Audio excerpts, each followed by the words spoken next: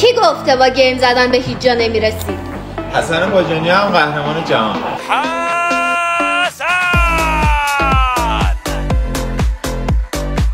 سال 2018 اولین باری بود که رفتیم مسابقات خارج از ایران، بازی جاکارتا. اونجا تونستیم نقره بگیریم. مسابقات جهانی سئول بود، اول شدم. مسابقات جهانی ترکیه بود، دوره اول شدم. امسال مسابقات جهانی رومانی بود، دوره اول شدم. 2 ماه پیش هم یه مسابقات جهانی عربستان بود، اونجا متاسفانه دوم شدم. برخورد بقیه مردم چجوریه وقتی میگی شغلم اینه، حرفم اینه؟ برخوردشون اینجوریه که مثلا پلی استیشن مگه ورزش حساب میشه؟ حتی بزرگی چند سال ورزش رسمی حساب میشه.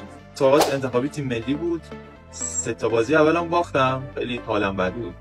دیدم خوب بازی نمی‌کنم. بازی چهارم شروع کردم، همه رو بردم، اول شدم. اومدیم بالا توی حذفی دوره همه رو بردم. رفتم مسابقات جهانی هم همه رو بردم. شد از بایر مونیخ پیشنهاد اومد برای اینکه برم تو باشگاهشون بازی کنم.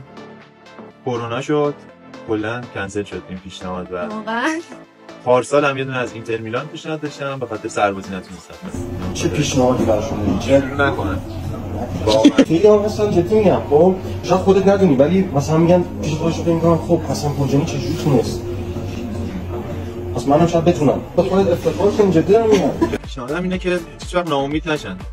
یعنی با اولین باخت نگن که نمیتونم. چرا PS آره فیفا نه؟